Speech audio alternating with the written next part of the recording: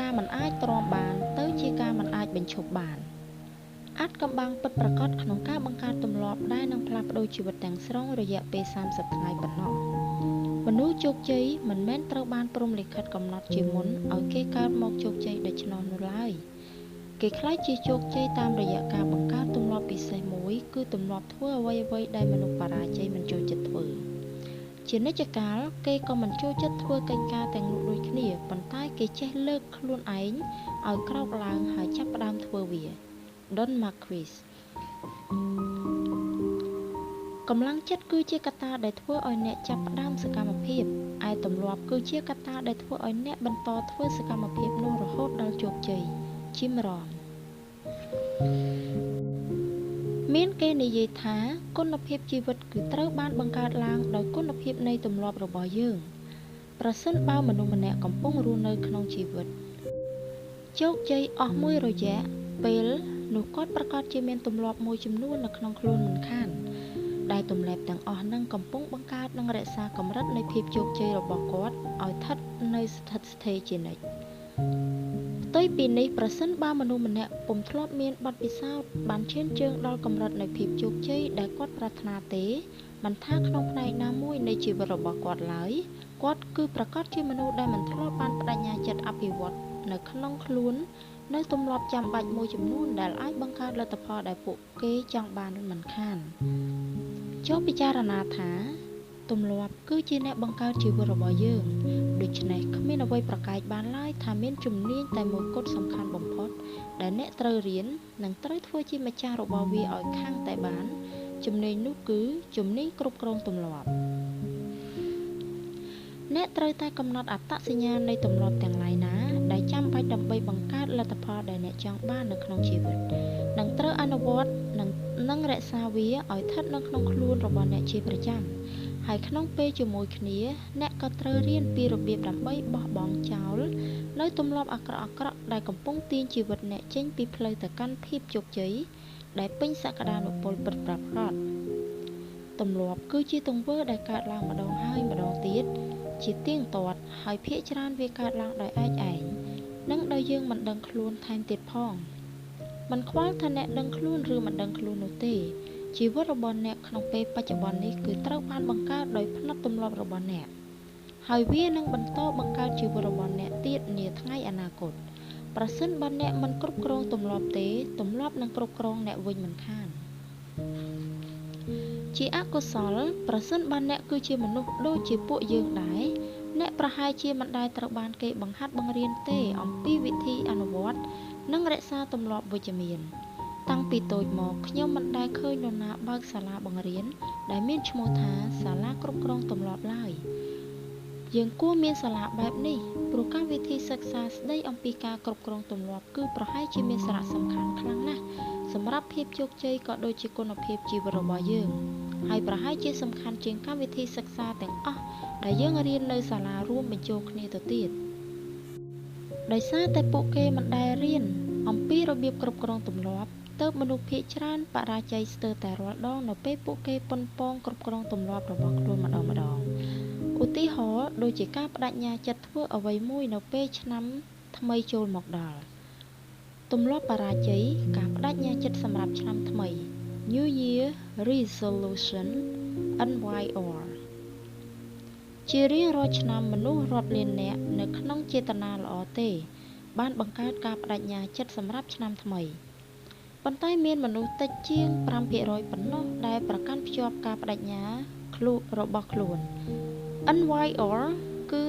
ពិតជាទម្លាប់វិជ្ជមានមួយដូចជាទម្លាប់ហាត់ប្រាណឬទម្លាប់ក្រោកពីព្រលឹមដែលគួរតែបញ្ចូលទៅក្នុងជីវិតរបស់អ្នកប៉ុន្តែវាក៏អាចជាទម្លាប់អវិជ្ជមានមួយដូចជាទម្លាប់ជក់បារីឬទម្លាប់បរិភោគអាហាររហ័ស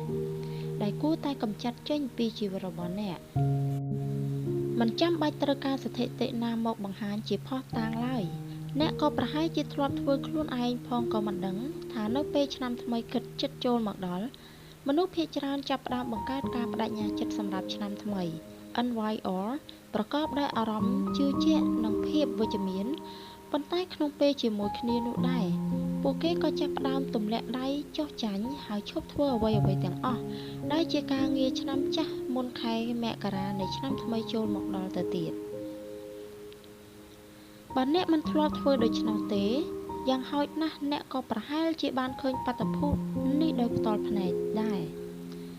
ប្រសិនបើអ្នកទៅក្លឹបហាត់ប្រាណនៅសប្តាហ៍ដំបូងក្នុងខែមករានៃឆ្នាំថ្មីអ្នកនឹងប្លែកភ្នែកមិនខាននៅពេលឃើញកន្លែងចតឡាន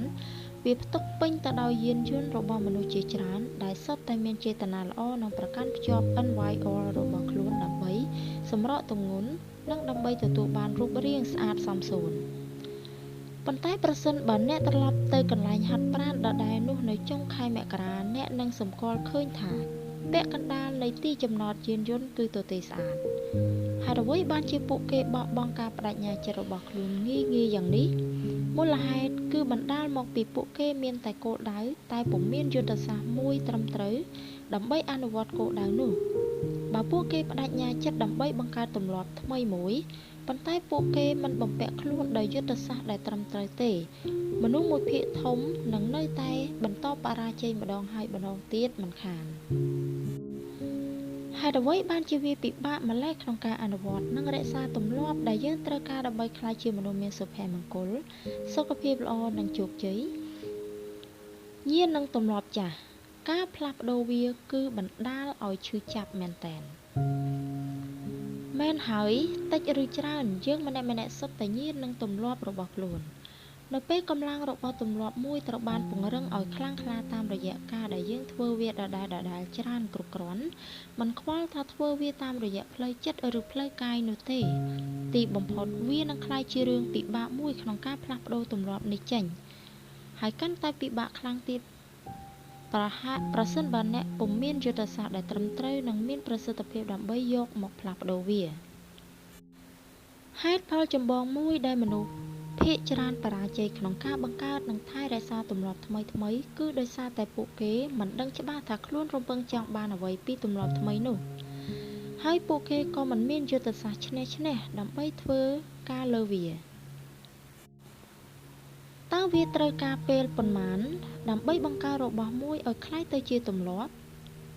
អាស្រ័យលើអត្ថបទដែលអ្នកបានអានឬអ្នកជំនាញដែលអ្នកបានស្ដាប់អ្នកនឹងឮការអះអាងឬភស្តុតាងគួរឲ្យជឿជាក់ថាវាត្រូវ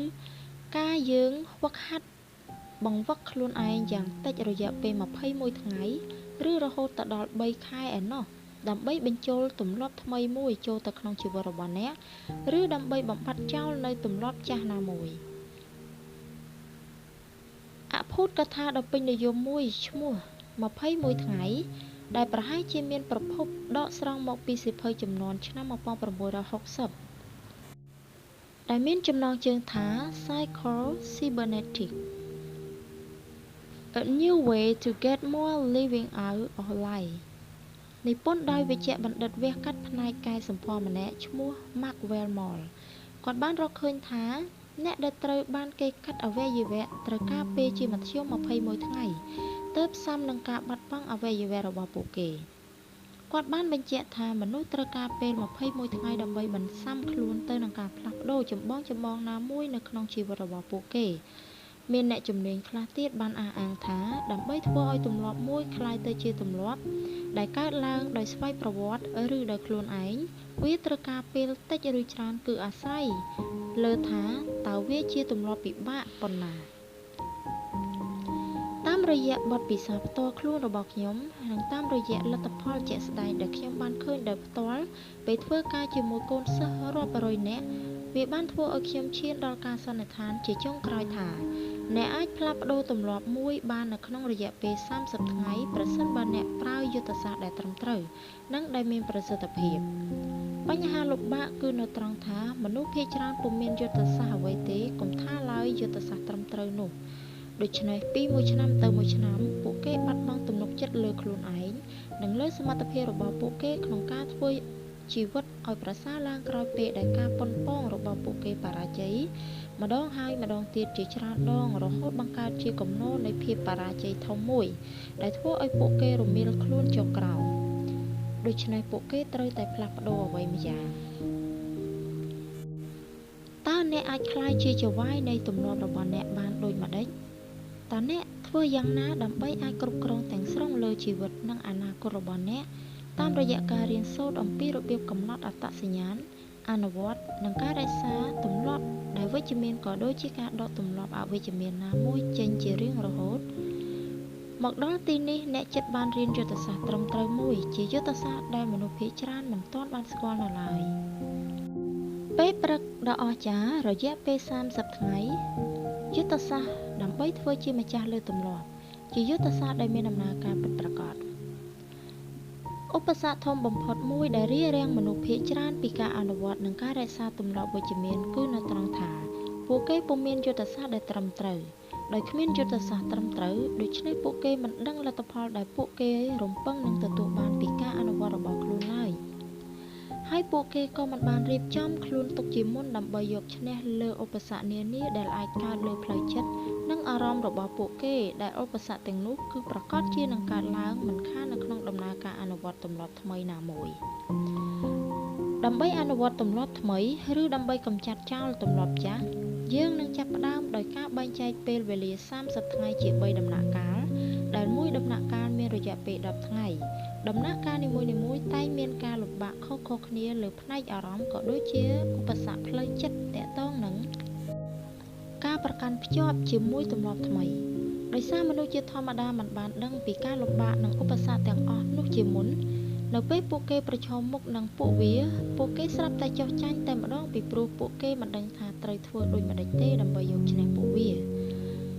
ដំណាក់កាលទី1ថ្ងៃទី1ដល់ថ្ងៃទី10ដំណាក់កាលមិនអាចទ្រាំបានរយៈពេល10ថ្ងៃដំបូងនៃការអនុវត្តទម្លាប់ថ្មីឬការកម្ចាត់ចោលទម្លាប់ចាស់ណាមួយចេញពីខ្លួន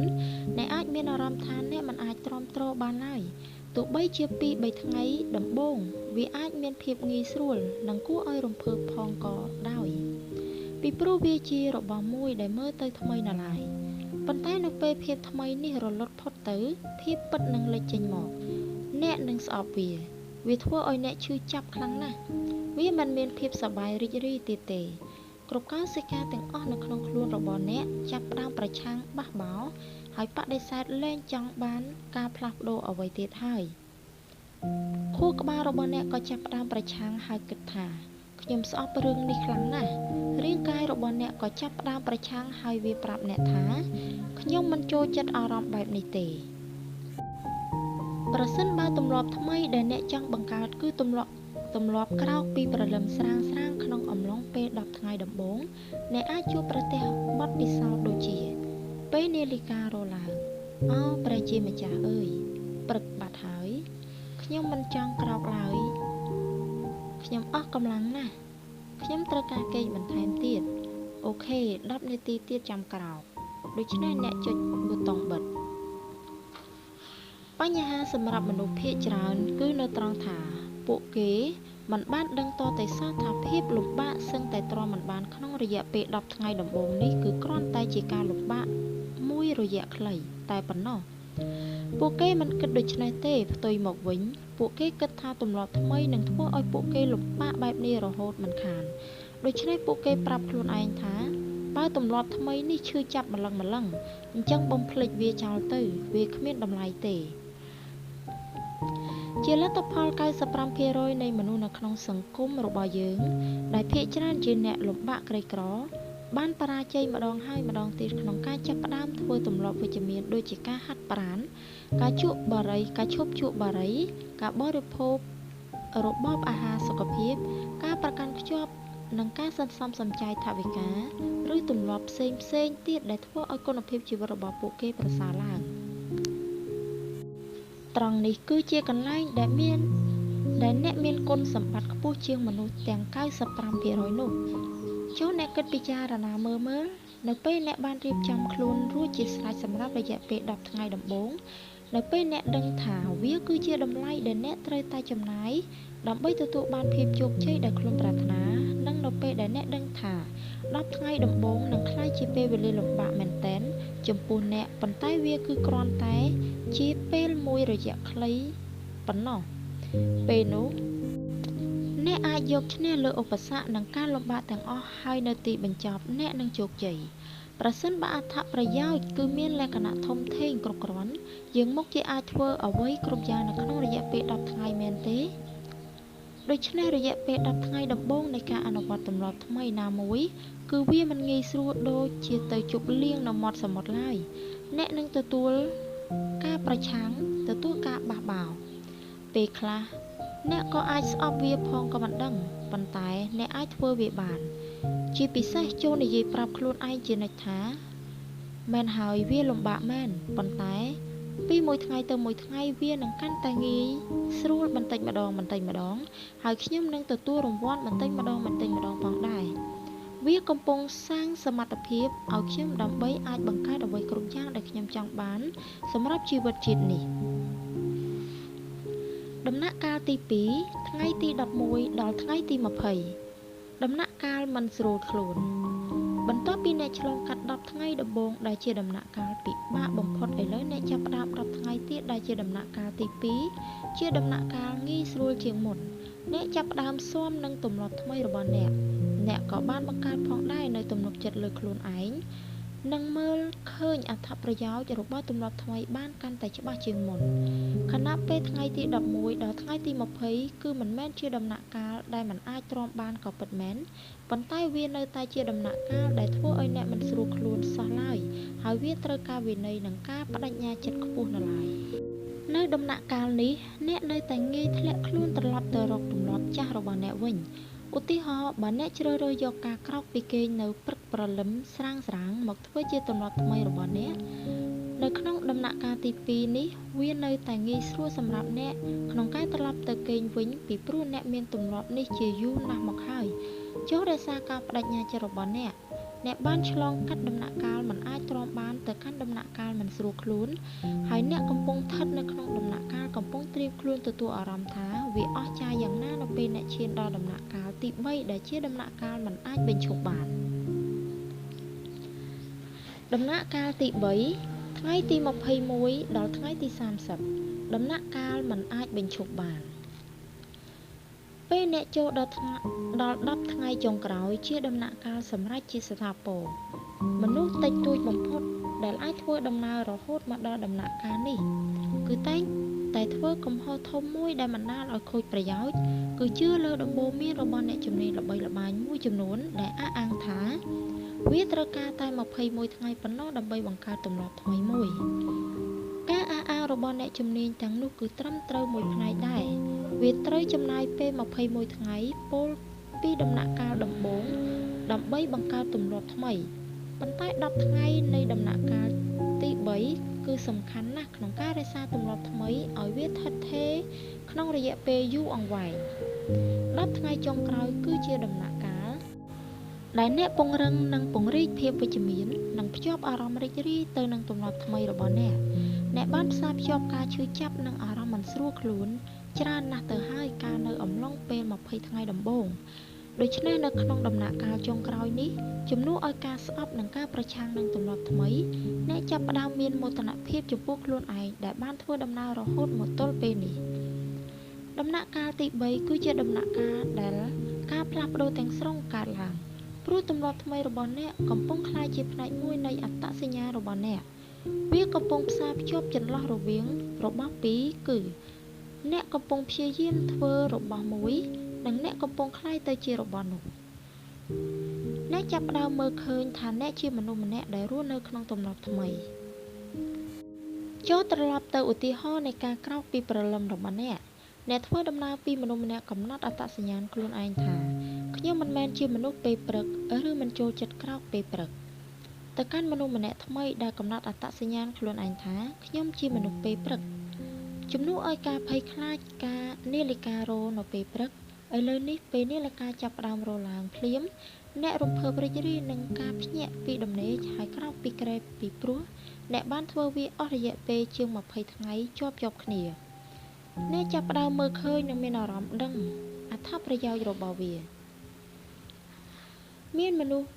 ច្រើនមែនទែនដែលមានទំនុកចិត្តហួសហេតុពេករហូតដល់ពួកគេចាប់ទុកខ្លួនឯងគ្រាន់បើដោយគិតថាខ្ញុំបានធ្វើវាអស់រយៈពេល20ថ្ងៃមកហើយដូច្នេះខ្ញុំនឹងឈប់ពី3ថ្ងៃក៏មិនអីដែរបញ្ហាគឺនៅត្រង់ថា រយៈពេល20ថ្ងៃដំបូងគឺជាដំណាក់កាលពិបាកបំផុតនៃដំណើរការបង្កើតទម្លាប់ថ្មីការឈប់សម្រាកពី3ថ្ងៃមុនពេលដែលអ្នកបានវិនិយោគពេលវេលាច្រើនគ្រប់គ្រាន់ដើម្បីពង្រឹងភាពវិជ្ជមានលើទម្លាប់ថ្មីនេះគឺវាធ្វើឲ្យអ្នកពិបាកក្នុងការចាប់ផ្ដើមធ្វើការឡើងវិញលើ10ថ្ងៃចុងក្រោយនៃដំណាក់កាលទី3វាគឺថ្ងៃ21ដល់30ប៉ុណ្ណោះដែលជាដំណាក់កាលដែលអ្នកពិតជាចាប់ផ្ដើមរីករាយនឹងទម្លាប់ថ្មីនេះព្រោះបន្ទាប់ពីពេលអំណះទៅវានឹងចាប់ផ្ដើមដំណើរការដោយខ្លួនឯងដោយស្វ័យប្រវត្តិរហូតដល់ពេលអនាគតប៉ុន្តែខ្ញុំស្អប់ការរត់ហាត់ប្រាណខ្លាំងណាស់ជនខ្ញុំមិនមែនជាអ្នករត់ទេនិយាយតាមត្រង់ទៅខ្ញុំស្អប់ការរត់មែនទែនគ្មានផ្លូវទេខ្ញុំមិនអាចធ្វើវាបានឡើយណែហៅការរត់នេះគឺធ្វើឡើងដើម្បីរៃអង្គាសប្រាក់សម្រាប់មូលនិធិ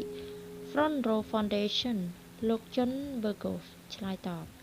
ស្ដាប់មើលខ្ញុំគិតថាខ្ញុំក៏មិនអាចរត់កីឡាម៉ារ៉ាតុនបានដូចជាលោកដែរប៉ុន្តែនៅពេលលោកបដិញ្ញាចិត្តលោកនឹងរកឃើញវិធីមួយដើម្បីធ្វើវាឲ្យបានមិនខានហើយខ្ញុំកំពុងប្រាប់លោកថាវាពិតជាបទពិសោធន៍ដែលអាចផ្លាស់ប្ដូរជីវិតបានចាំខ្ញុំគិតមើលសិនការប្រាប់ជនថាចាំខ្ញុំគិតមើលសិនគឺគ្រាន់តែជាវិធី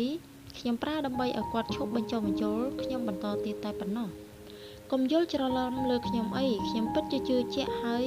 ក៏គាំទ្រខ្លាំងមែនទែនចំពោះបេសកកម្មរបស់មូលនិធិ Front Row Foundation ដែលកំពុងខិតខំប្រឹងប្រែងការងារដើម្បីផ្លាស់ប្ដូរជីវិតជូនដល់ប្រជាជនយើងខ្ញុំបានបរិច្ចាគប្រាក់ដល់អង្គការនេះអស់រយៈពេលជាច្រើនឆ្នាំប៉ុន្តែការបរិច្ចាគលុយគឺវាងាយស្រួលជាងការរត់ម៉ារ៉ាតុងឆ្ងាយណាស់បើគ្មានអ្វីដេញខំខ្ញុំពីក្រោយទេខ្ញុំមិនដែលរត់សោះឡើយក្នុងរយៈពេល10ឆ្នាំចាប់តាំងពីខ្ញុំបានបញ្ចប់វិទ្យាល័យមកម្លេះហើយសូម្បីតែមុនវិទ្យាល័យទៅទៀតខ្ញុំធ្លាប់រត់តែម្ដងគត់គឺរត់នៅម៉ោងកីឡាដើម្បីប្រឡងយកពិន្ទុតែប៉ុណ្ណោះក្រៅពីនេះចាប់តាំងពីឆ្អឹងផ្លូវនិងឆ្អឹងត្រគាករបស់ខ្ញុំបានបាក់នៅគ្រោះថ្នាក់ចរាចរណ៍កាលពីខ្ញុំនៅអាយុ20ឆ្នាំខ្ញុំតែងតែខ្លាចជានិច្ចថានឹងមានរឿងអាក្រក់កើតឡើងប្រសិនបើខ្ញុំដាក់សម្ពាធធ្ងន់ពេកលើជើងទាំងពីរនិយាយទៅរាល់ពេលដែលខ្ញុំទៅជិះស្គីទឹកកម្ដងខ្ញុំតែងតែបារម្ភថាពេលខ្ញុំលោតហើយធ្លាក់ចុះមកវិញខ្លាំងដងដែកដែលស្ថិតក្នុងជើងរបស់ខ្ញុំប្រកាសជាបាក់ហើយធ្លាយចេញមកក្រៅតាមស្បែកផ្លូវមិនខានវាជាគំនិតតែងតែធ្វើឲ្យខ្ញុំភ័យខ្លាចក្នុងការរត់មួយសប្តាហ៍ក្រោយមកបន្ទាប់ពីការសន្ទនារបស់ខ្ញុំជាមួយនឹងជនអតិថិជនរបស់ខ្ញុំដែលជាគ្រូបង្វឹកម្នាក់ដែលឈ្មោះ Kathy Fingerhut បានបញ្ចប់ការរត់ម៉ារ៉ាតុនជាលើកទី2របស់នាងហើយវាអស្ចារ្យណាស់ឥឡូវខ្ញុំមានអារម្មណ៍ថាខ្ញុំអាចធ្វើអ្វីបានគ្រប់យ៉ាងក្រោយពីឃើញសេចក្តីរំភើបរីករាយដែលជាភស្តុតាងជាក់ស្ដែងរបស់ជននិង Kathy ដែលកើតចេញពីការរត់ម៉ារ៉ាតុងខ្ញុំចាប់ផ្ដើមគិតថាប្រហែលជាដល់ពេលដែលខ្ញុំត្រូវជំនះផ្នត់ជំនឿដែលមានព្រំដែនរបស់ខ្ញុំនេះហើយជាផ្នត់ជំនឿដែលធ្វើឲ្យខ្ញុំគិតថាខ្ញុំមិនមែនជាអ្នករត់ទេដូច្នេះខ្ញុំចាប់ផ្ដើមរត់តែម្ដងកុំគិតច្រើនដូចជារឿងផ្សេងទៀតក្នុងជីវិតប្រសិនបើពួកគេអាចធ្វើវាបានអ្នកក៏អាចធ្វើបានដែរដូច្នេះខ្ញុំចាប់ផ្ដើមធ្វើវានៅព្រឹកបន្ទាប់ដោយមានចេតនាចង់បញ្ចប់ចម្ងាយផ្លូវ1ម៉ាយនៃការរត់ម៉ារ៉ាតុងរបស់ដំបូងរបស់ខ្ញុំបានពាក់ស្បែកជើងបាល់បោះហើយដើរចេញទៅក្រៅតាមមាត់ទ្វារខាងមុខផ្ទះខ្ញុំគឺពិតជាទន្ទឹងរង់ចាំដើម្បីធ្វើវាពិតប្រាកដមែននៅចាំទេខ្ញុំបាននិយាយថាពី3ថ្ងៃដំបូងនៃការអនុវត្តទម្លាប់ថ្មីជាញឹកញាប់វាសប្បាយរីករាយណាស់ពេលកំពុងដើរចេញពីផ្ទះខ្ញុំប្រញាប់ប្រញាល់ពេញដោយកម្លាំងចិត្តនិងអារម្មណ៍ខ្ញុំផុសផុលខ្លាំងមែនទែនពេលទៅដល់ចិញ្ចើមថ្នល់ខ្ញុំចាប់ផ្ដើមរត់ពេលខ្ញុំបោះជំហានពីចិញ្ចើមថ្នល់ទៅលើផ្លូវក៏ជើងខ្ញុំក្រឡាច់ហើយក៏ដួលទៅលើផ្លូវកំពុងដេកសណ្ដូកសណ្ដឹងលើកម្រាលថ្មកំពុងរមូរខ្លួនយ៉ាងឈឺចាប់ហើយដៃទាំងពីរកំពុងចាប់កជើងខ្ញុំគិតនៅក្នុងចិត្តថាអ្វីគ្រប់យ៉ាងគឺកើតឡើងដោយមានហេតុផលរបស់វាដូច្នេះខ្ញុំគិតថា ថ្ងៃនេះមិនមែនជាថ្ងៃល្អដែលខ្ញុំត្រូវចាប់ផ្ដើមរត់ទេខ្ញុំនឹងរត់នៅថ្ងៃស្អែកវិញដូច្នេះខ្ញុំក៏ឈប់ទៅ30ថ្ងៃពីការមិនអាចទ្រាំបានទៅការមិនអាចបញ្ឈប់បាននៅថ្ងៃបន្ទាប់ខ្ញុំបានចាប់ផ្ដើមហ្វឹកហាត់រត់ម៉ារ៉ាតុងជាផ្លូវការភាពរំជើបរំជួលរបស់ខ្ញុំមានរយៈចម្ងាយតែប៉ុន្មានប្លុកអាគារប៉ុណ្ណោះហើយនៅពេលរាងកាយចាប់ផ្ដើមឈឺវារំលឹកខ្ញុំពីអ្វីដែលខ្ញុំបានជឿជាយូរមកហើយថាខ្ញុំមិនមែនជាអ្នករត់ទេត្រគាករបស់ខ្ញុំក៏ចាប់ផ្ដើមឈឺឆ្អឹងភ្លៅរបស់ខ្ញុំក៏ឈឺប៉ុន្តែខ្ញុំបានបដិញ្ញាចិត្តរួចទៅហើយខ្ញុំបានបញ្ចប់ចម្ងាយផ្លូវមួយម៉ាយដ៏ឈឺចាប់ដំបូងបង្អស់របស់ខ្ញុំប៉ុន្តែខ្ញុំដឹងថាខ្ញុំត្រូវការជំនួយខ្ញុំត្រូវការផែនការមួយខ្ញុំបើកឡានទៅបណ្ណាគារហើយទិញសៀវភៅល្អឥតខ្ចោះមួយក្បាលសម្រាប់ខ្លួនឯង The Non-Runners Marathon Trainer និពន្ធដោយ David Wissett ឥឡូវខ្ញុំមានផែនការច្បាស់លាស់ហើយថ្ងៃទី1ដល់ទី10ការរត់ក្នុងរយៈពេល10ថ្ងៃដំបូងខ្ញុំទទួលការឈឺចាប់ទាំងរាងកាយនិងទទួលការលំបាកខាងផ្នែកផ្លូវចិត្តជារៀងរាល់ថ្ងៃខ្ញុំប្រយុទ្ធឥតឈប់ឈរនៅក្នុងខួរក្បាលតទល់នឹងសំឡេងនៃភាពអន់ថយដែលស្រែកប្រាប់ខ្ញុំថាអូខេឈប់សិនទៅវាគ្មានទៅអីទេប៉ុន្តែខ្ញុំមិនឈប់ឡើយធ្វើការដែលត្រឹមត្រូវនិងគួរធ្វើកុំធ្វើការដែលងាយស្រួលតែមិនគួរធ្វើខ្ញុំតែងរំលឹកខ្លួនឯងដូចនេះខ្ញុំរក្សាការរត់បន្តទៀតខ្ញុំបានបដិញ្ញាចិត្តរួចហើយថ្ងៃទី11ដល់ទី20ថ្ងៃទី11ដល់ទី20ការឈឺចាប់បានថមថយតែបន្តិចបន្តួចប៉ុណ្ណោះខ្ញុំនៅតែមិនចូលចិត្តការរត់នៅឡើយប៉ុន្តែខ្ញុំមិនស្អប់វាទៀតទេជាលើកដំបូងហើយនៅក្នុងជីវិតដែលខ្ញុំបានបង្កើតទម្លាប់នៃការរត់ជារៀងរាល់ថ្ងៃវាលែងជារឿងគួរឲ្យខ្លាចដូចពីមុនទៀតហើយដែលកាលពីមុនដោយគ្រាន់តែមើលមនុស្សរត់នៅលើចិញ្ចើមផ្លូវខណៈពេលដែលខ្ញុំកំពុងបើកបររថយន្តវាធ្វើឲ្យខ្ញុំខ្លាចទៅហើយបន្ទាប់ពីរត់ជារៀងរាល់ថ្ងៃបានជិត2សប្តាហ៍ខ្ញុំចាប់ផ្ដើមមានអារម្មណ៍ធម្មតាចំពោះការក្រោកពីគេងរាល់ព្រឹកដើម្បីចេញទៅរត់នៅខាងក្រៅខ្ញុំនៅតែរក្សាការបដិញ្ញាចិត្តរបស់ខ្ញុំដដែលថ្ងៃទី21ដល់30ដល់ថ្ងៃទី21ដល់30ខ្ញុំស្ទើរតែសប្បាយរីករាយនឹងវាខ្ញុំស្ទើរតែភ្លេចអស់ទៅហើយថាតើអារម្មណ៍ស្អប់ការរត់វាមានលក្ខណៈបែបណាខ្ញុំចាប់ផ្ដើមធ្វើវាដោយគ្មានចិត្តរារែកគិតទៀតឡើយខ្ញុំគ្រាន់តែក្រោកពីគេងភ្លាមពាក់ស្បែកជើងកីឡាហើយរត់រយៈចម្ងាយ1ម៉ាយដោយដែលខ្ញុំបានកំណត់ជារៀងរាល់ថ្ងៃសមរភូមិនៅក្នុងខួរក្បាលរបស់ខ្ញុំបានរលត់បាត់អស់រលីងហើយជំនួសមកវិញដោយការទន្ទិញពីបរិកម្មដែលវិជ្ជមានឬការស្ដាប់សំឡេងដែលនិយាយអំពីការអភិវឌ្ឍខ្លួនឯងឲ្យប្រសើរឡើងនៅខណៈពេលដែលខ្ញុំកំពុងរត់ក្នុងរយៈពេលតែ30ថ្ងៃខ្ញុំបានជំនះលើផ្នត់ជំនឿដែលមានព្រំដែនពោលគឺផ្នត់គំនិតដែលគិតថាខ្ញុំមិនអាចរត់បានទេខ្ញុំបានក្លាយទៅជាអ្វីដែលខ្ញុំមិនដែលនឹកស្មានដល់សោះទោះបីស្រមៃរត់លានឆ្នាំក៏ដោយគឺខ្ញុំអាចក្លាយទៅជាអ្នករត់ម្នាក់សាច់រឿងចុងក្រោយ52ម៉ៃទៅកាន់សេរីភាពគ្រាន់តែ30ថ្ងៃប៉ុណ្ណោះបន្ទាប់ពីចាប់ផ្ដើមទម្លាប់នៃការរត់ជារបស់មួយដែលធ្លាប់តែធ្វើឲ្យខ្ញុំខ្លាចនិងមិនចូលចិត្តសឹងតែពេញមួយជីវិតទៅហើយខ្ញុំបានរត់បញ្ចប់ចម្ងាយផ្លូវសរុប50ម៉ៃខ្ញុំបានទូរស័ព្ទហៅជនមកជប់លៀងអបអរសាទរគាត់រំភើបចិត្តចំពោះខ្ញុំជាពន់ពេកហើយតែងតែស្វែងរកមធ្យោបាយដើម្បីបង្កើនកំណត់ត្រារបស់ខ្ញុំបន្ថែមទៀតដូច្នេះគាត់បានបង្ហាញនូវការសាកល្បងមួយទៀតដែលពិបាកជាងមុនដោយបានស្គាល់ខ្ញុំច្បាស់គ្រប់គ្រាន់ជនដឹងថាឲ្យតែភ្លើងអារម្មណ៍របស់ខ្ញុំឡើងដល់កម្រិតអតិបរមាខ្ញុំតែងតែចូលចិត្តទទួលយកការសាកល្បងថ្មីៗជានិច្ចហើយហេតុអ្វីក៏មិនសាកល្បងម៉ារ៉ាតុនកម្រិតខ្ពស់បំផុតតែម្ដងទៅប្រសិនបើលោកអាចរត់ម្ដងបាន26ម៉ាយលោកក៏អាចរត់ម្ដងបាន52ម៉ាយបានដែរការណែនាំរបស់ជនគឺសមហេតុផលមែនចាំខ្ញុំគិតមើលសិនខុសពីមុនលើកនេះនៅពេលដែលខ្ញុំប្រាប់ជនថាចាំខ្ញុំគិតមើលសិនខ្ញុំចង់មានន័យថាខ្ញុំនឹងធ្វើវាខ្ញុំចាប់អារម្មណ៍នឹងគំនិតជំរុញខ្លួនឯងបន្ថែមទៀតនឹងរត់ម្ដងចម្ងាយ52ម៉ាយតែម្ដងខ្ញុំមានន័យថាប្រសិនបើខ្ញុំអាចរត់ម្ដងពីចម្ងាយ0ដល់26ម៉ាយនៅក្នុងរយៈពេលតែ4សប្តាហ៍ចុះហេតុអ្វី ក៏មិនកំណត់ទីឲ្យឆ្ងាយជាងនេះបន្តិចទៀតដោយរត់រយៈពេល52រយៈចម្ងាយ52ម៉ាយហើយណាមួយខ្ញុំនៅមានពេល6ខែទៀតឯណោះរហូតដល់ថ្ងៃរត់ម៉ារ៉ាតុងសប្បុរសធម៌ប្រចាំឆ្នាំរបស់មូលនិធិ Front Row Foundation ដូច្នេះខ្ញុំបានចាប់ផ្ដើមធ្វើវាខ្ញុំថែមទាំងអាចបញ្ចុះបញ្ចូលមិត្តភ័ក្តិនិងអតិថិជនដែលជាគ្រូបង្វឹកដ៏ក្លាហានចំនួន2នាក់ឲ្យមកធ្វើជាមួយខ្ញុំថែមទៀតផង6ខែក្រោយមកខ្ញុំរត់បានចម្ងាយផ្លូវសរុបចំនួន477ម៉ាយដែលក្នុងនោះខ្ញុំរត់ម្ដងបាន20ម៉ាយចំនួន3ដងហើយបានធ្វើដំណើរពាសពេញប្រទេសដើម្បីជួបជាមួយអតិថិជនរបស់ខ្ញុំចំនួន2នាក់ដែលជាគ្រូបង្វឹកខាងកីឡាគឺ James Hill និង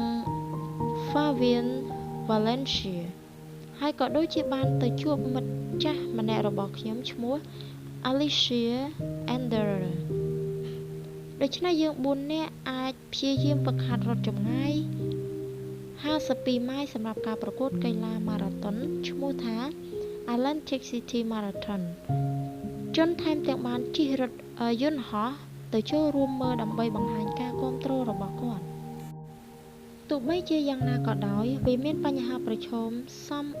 មហេតុផលគឺ Atlantic City Marathon គឺមិនមែនបង្កើតឡើងសម្រាប់អ្នករត់ម៉ារ៉ាតុងកម្រិតខ្ពស់ពេកនោះទេដូច្នេះយើងធ្វើការកែតម្រូវខ្លាំងៗយើងបានជួបគ្នានៅផ្លូវដែលក្រាលដោយឈើនៅម៉ោង 3:30 នាទីព្រឹកគោលដៅរបស់យើងគឺត្រូវបញ្ចប់ចម្ងាយផ្លូវ26ម៉ាយរបស់យើងឲ្យបានមុនពេលការរត់ម៉ារ៉ាតុនផ្លូវការចាប់ផ្ដើមបន្ទាប់មកគឺត្រូវបញ្ចប់ពាក់កណ្ដាលទី2ជាមួយអ្នករត់ម៉ារ៉ាតុនធម្មតាពេលនោះគឺប្លែកចិត្តខ្លាំងណាស់ថាមពលនៅក្នុងខ្លួនរបស់យើងទាំង4នាក់គឺលាយបញ្ចូលគ្នានៅអារម្មណ៍រំភើបរីករាយការភ័យខ្លាចអារម្មណ៍ញាប់ញ័រនិងការមិនជឿជាក់លើខ្លួនឯងតែយើងពិតជានឹងធ្វើបែបនេះឬ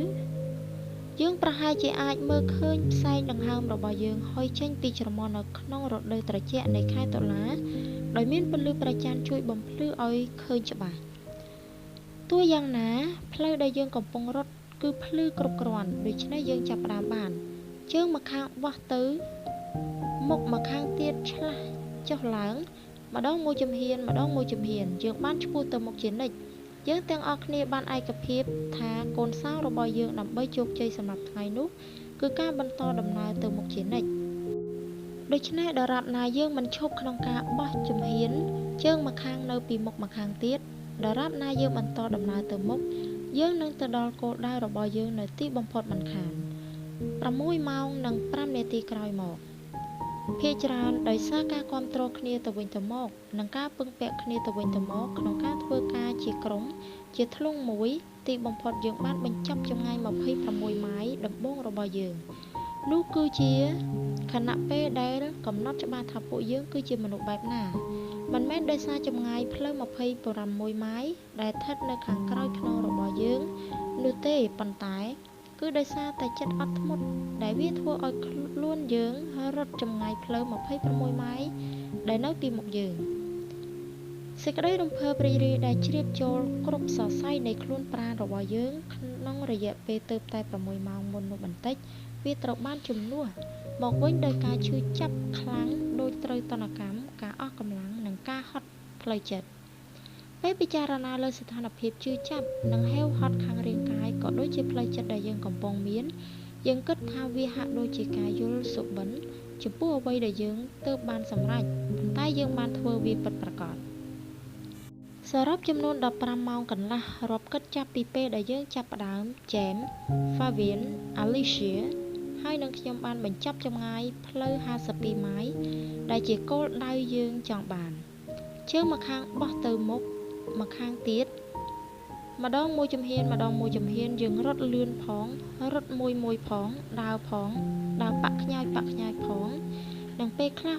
វាផងរហូតដល់បន្ទាត់បញ្ចប់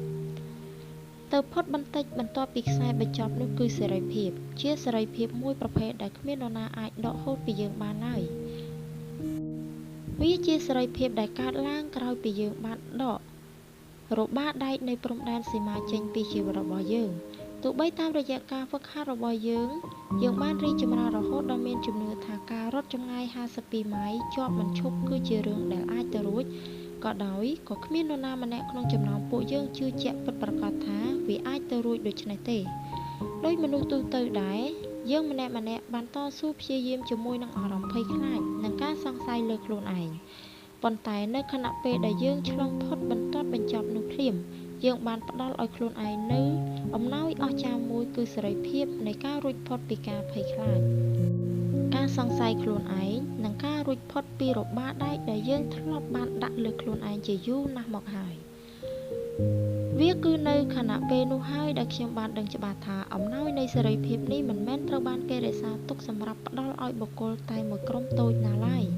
តែវាជាសេរីភាពទុកសម្រាប់មនុស្សគ្រប់គ្នា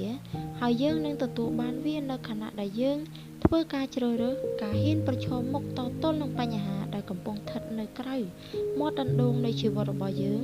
ដែលការប្រឈមមុខនេះវានឹងលុតដំយើងឲ្យរីកលូតលាស់ពង្រីកសមត្ថភាពដើម្បីក្លាយជាមនុស្សដែលកាន់តែប្រសើរជាងនេះនិងដើម្បីធ្វើអ្វីៗបានច្រើនជាងកាលពីអតីតកាលនេះគឺជាសេរីភាពពិតប្រាកដតើអ្នកត្រៀមខ្លួនសម្រាប់សេរីភាពនេះហើយឬនៅការសាកល្បងហ្វឹកហាត់កម្មវិធីពេលព្រឹកដ៏អស្ចារ្យរយៈពេល30ថ្ងៃដើម្បីផ្លាស់ប្ដូរជីវិតដែលស្ថិតនៅក្នុងជំពូកបន្ទាប់និងផ្ដល់សមត្ថភាពឲ្យអ្នកដើម្បីយកឈ្នះលើព្រំដែនដែលអ្នកបានកំណត់លើខ្លួនឯងដូច្នេះអ្នកអាចក្លាយទៅជាមនុស្សដែលអ្នកប្រាថ្នាអាចធ្វើអ្វីដែលអ្នកចង់ធ្វើនិងមានអ្វីគ្រប់យ៉ាងដែលអ្នកចង់បានសម្រាប់ជីវិតរបស់អ្នកក្នុងជាតិនេះហើយអ្នកនឹងទទួលបានរបស់ទាំងនេះក្នុងល្បឿនមួយដែលលឿនជាងអ្វីដែលអ្នកធ្លាប់គិតទៅទៀតពេលព្រឹកដ៏អស្ចារ្យគឺជាទម្លាប់ប្រចាំថ្ងៃសម្រាប់ផ្លាស់ប្ដូរជីវិតហើយខណៈពេលដែលមនុស្សភាគច្រើនសាកល្បងប្រើវាហើយស្រឡាញ់ចូលចិត្តវាតាំងពីពួកគេចាប់ផ្ដើមប្រើនៅថ្ងៃទី1មកម្លេះប៉ុន្តែការប្រកាន់ខ្លួនឲ្យអនុវត្តតាមវាក្នុងរយៈពេល30ថ្ងៃពេញដូច្នេះទើបវាអាចក្លាយទៅជាទម្លាប់បានពេញមួយជីវិតគឺវាត្រូវការឲ្យអ្នកមានការបដិញ្ញាចិត្តមួយដែលរឹងមាំនិងមិនងាករេប្រសិនបើអ្នកអាចឈរបានរយៈពេល30ថ្ងៃអ្នកនឹងក្លាយទៅជាមនុស្សពោរពេញទៅដោយសមត្ថភាពគ្រប់គ្រាន់តាមដែលអ្នកត្រូវការដើម្បីបង្កើតអ្វីគ្រប់យ៉ាងដែលខ្លួនប្រាថ្នាចង់បានសម្រាប់ជីវិតពិតមែនហើយតើមានអ្វីទៅដែលគួរឲ្យរំភើបជាងនេះទៅទៀតនោះ